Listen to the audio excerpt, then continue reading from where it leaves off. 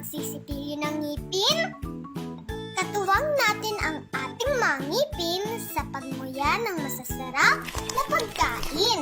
Kaya naman tahanan din ito ng makukulit na bakterya.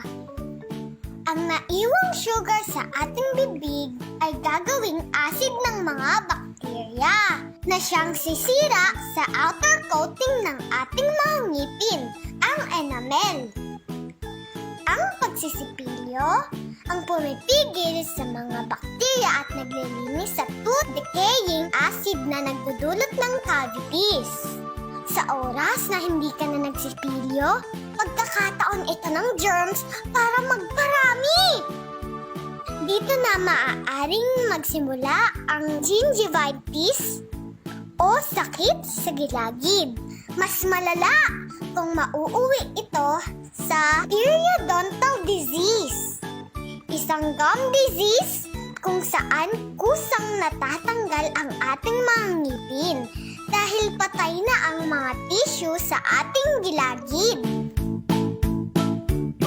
Ayon sa pag-aaral ng University of California, San Francisco, ang mga taong may periodontal disease ay 4.5 times na mas malaki ang tsansang magkaroon ng chronic kidney disease.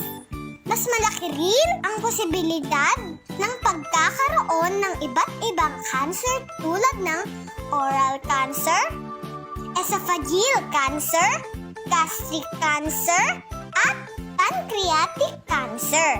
Ang lahat ng ito ay dahilan lang ng simpleng pagpapabaya sa ngipin.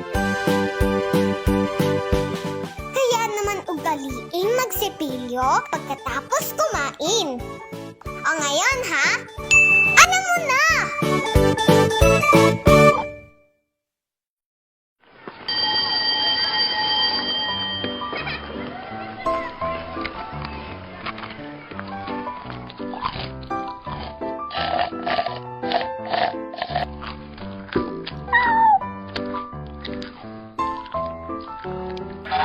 Aray! Aray! Aray! Aray! Ikaw! Hoy! Matit! Matit! Oo, si Tuting ito. Alam mo kung bakit masakit ang ngipin mo? Bakit? Dahil sa katabi ko, ayaw ko matulad sa kanya. Ayaw ko sumunod sa kanya. May cavity ang katabi ko. Cavity, butas! Butas! Sobra ka naman. Di pa naman ganun kalaki ang butas. Dapat na siguro pastahan ang katabi ko. Pero ako,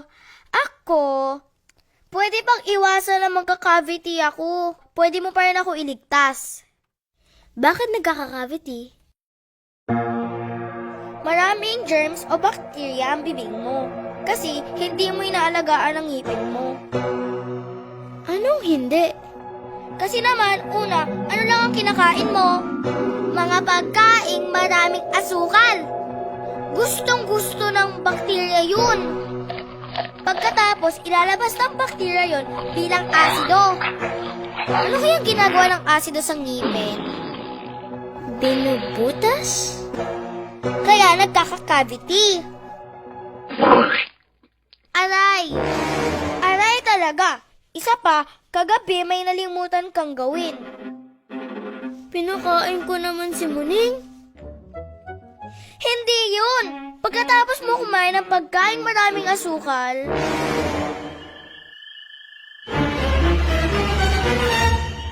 Hello? Hindi ka nagsipilyo?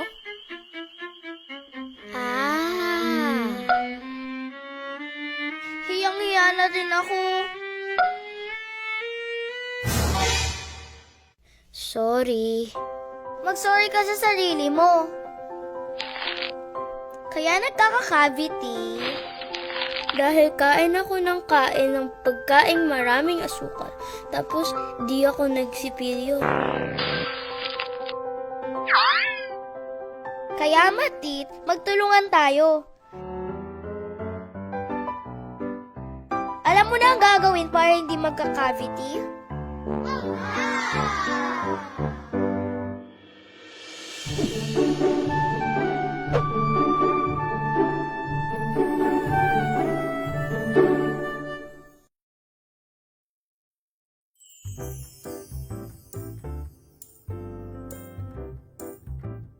Gabay sa tamang pagsisipilyo. Tingnan kung tama ang fluoride content ng toothpaste na gamit mo.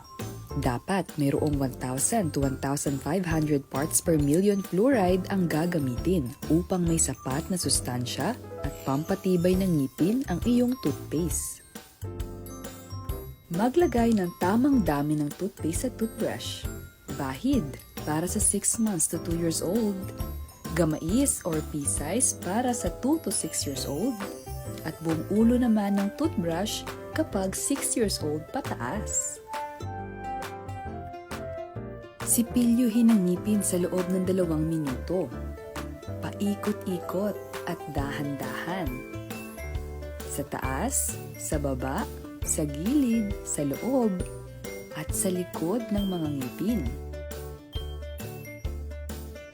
Pagkatapos magsipilyo, iwasan magmumog ng tubig.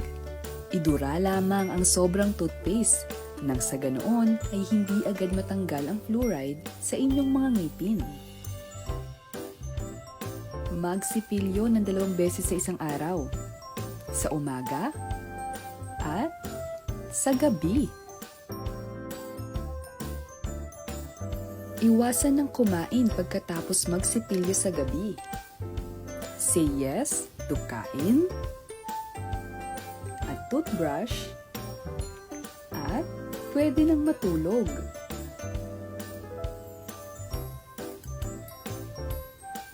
Pero huwag yung magtutoothbrush ka, tapos kakain at matutulog. Dahil kapag natulog ka ng madumi ang iyong ngipin, ang bakterya ay lumalapit sa ngipin.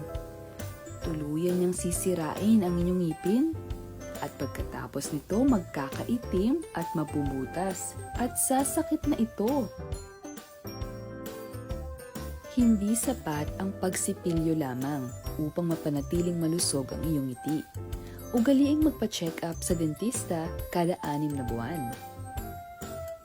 Para ngiping protektado, ngiting panalo.